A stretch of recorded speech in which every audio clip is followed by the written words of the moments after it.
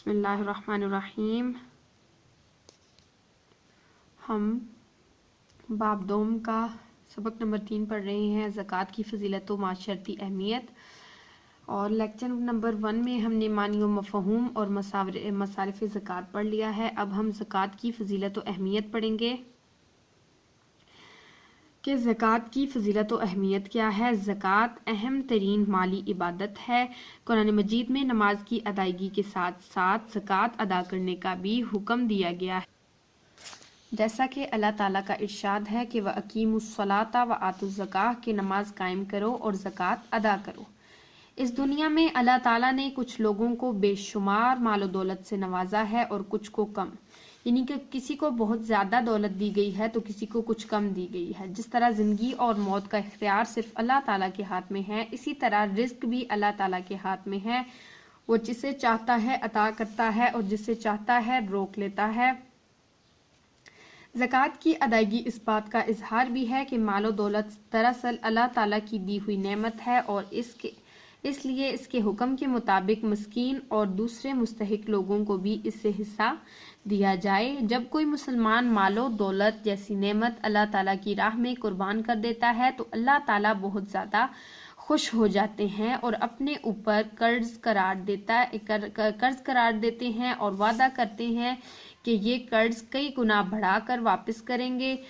اسلام میں زکوٰۃ ادا کرنے کا بہت زیادہ ثواب اور نہ ادا کرنے کا بہت بڑا گناہ ہے۔ اس کی فضیلت و اہمیت میں ہم نے کیا پڑھا کہ یہ جو دنیا ہے اس میں بہت سے لوگ ہیں، کسی کو اللہ تعالیٰ نے بہت زیادہ مال دیا ہے، کسی کو بہت تھوڑا دیا ہے۔ جیسا کہ زندگی اور موت بھی اللہ تعالیٰ کے ہاتھ میں ہے، تو رزق دینا بھی اللہ تعالیٰ کے ہاتھ میں ہے کہ وہ جس کو چاہتا ہے زیادہ دیتا ہے اور جس کو چاہتا ہے تھوڑا دیتا ہے۔ اس کے علاوہ جب بھی کوئی مسلمان اللہ تعالیٰ کی رضا کی نیت سے دوسرے مستحق لوگوں کو زکوٰۃ ادا کرتا ہے تو اللہ تعالیٰ اس بات سے بہت زیادہ خوش ہوتے ہیں، اور وہ جو زکوٰۃ ادا کی جاتی ہے اس کو اپنے اوپر قرض مان لیتے ہیں۔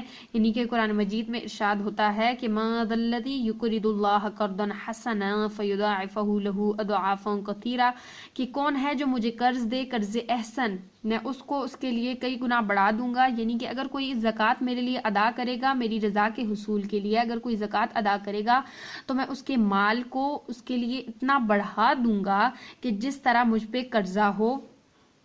اللہ تعالیٰ اس زکوٰۃ کو اپنے اوپر قرضہ مانتے ہیں کہ جس کا جو کہ ہم مستحق لوگوں کو ادا کرتے ہیں، اور زکوٰۃ ادا کرنے کا بہت زیادہ ثواب ہے اور نہ ادا کرنے کا بہت بڑا گناہ ہے۔ اب ہم پڑھتے ہیں کہ زکوٰۃ کی معاشرتی اہمیت و فوائد کیا ہیں۔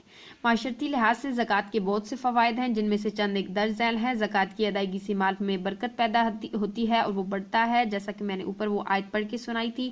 زکوٰۃ کے ذریعے امیر لوگوں کے دلوں میں غریب لوگوں کے لیے ہمدردی پیدا ہوتی ہے، یعنی کہ جب امیر لوگ غریبوں کو جو ہے وہ مال دیتے ہیں تو اس طرح زکوٰۃ دیتے ہوئے امیر اور غریب ایک دوسرے کے آمنے سامنے ہوتے ہیں، تو جب امیر غریبوں کا حال دیکھتے ہیں تو غریبوں کے لیے ان کے دلوں میں ہمدردیاں پیدا ہوتی ہیں۔ اس طرح غریبوں کے دلوں میں امیروں کے لیے بھی احترام پیدا ہوتا ہے، جس سے باہمی محبت جو ہے وہ بڑھتی ہے۔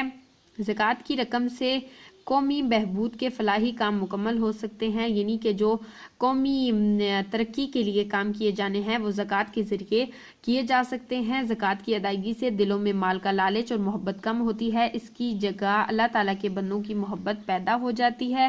زکوٰۃ کے نظام سے معاشرے کے لیے کے پسے ہوئے طبقات اور محروم لوگوں کے دلوں کے اندر احساس محرومی جو ہے وہ ختم ہو جاتی ہے اور وہ خود کو معاشرے کا ایک اہم فرد سمجھنے لگتے ہیں۔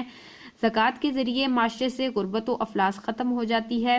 زکوٰۃ کی وجہ سے نئے مسلمان ہونے والے گھرانے زیادہ اعتماد اور اطمینان کے ساتھ اسلامی تعلیمات کو سمجھنے لگتے ہیں۔ یہ تھے اس کے فوائد۔ اسلام نے زکوٰۃ کی بدولت ایک سنہری معاشی نظام دیا ہے ہمیں۔ اس نظام کی بدولت افراد معاشرہ میں خوشحالی اور بہتری کے روزگار جو ہیں وہ بہتری کے روزگار کے مواقع میسر آتے ہیں۔ دولت چند ہاتھوں میں سمٹنے کے بجائے معاشرے کے ہر فرد کے پاس ہوتی ہے اور معاشی نظام کی بہتری کی وجہ سے ملک و ملت کے لوگوں کو باہمی سکون اور اطمینان نصیب ہوتا ہے۔ اسلامی نظام پر عمل کرنے سے استحصالی قوتوں کا خاتمہ ہوتا ہے اور فلاحی ریاست تشکیل پاتی ہے۔ یعنی کہ ہم نے اس میں پڑھا کہ اس کے فوائد کیا ہیں اور آخر میں اس سبق کا نچوڑ دیا گیا ہے، یعنی کہ نتیجہ کیا ہے کہ جو زکوٰۃ کا نظام ہے وہ بہت اچھا معاشی نظام ہے، جس کی وجہ سے دولت جو ہے وہ چند ہاتھوں میں نہیں رہتی، بلکہ وہ تمام جو ملک ہے یا قوم ہے اس تمام کی تمام کو ملتی رہتی ہے، جس کی وجہ سے لوگوں میں اتحاد و اتفاق پیدا ہوتا ہے، لوگوں کو سکون میسر آتا ہے، اور ان سب چیزوں کی وجہ سے ایک فلاحی معاشرہ جو ہے یا فلاحی ریاست جو ہے وہ وجود میں آتی ہے۔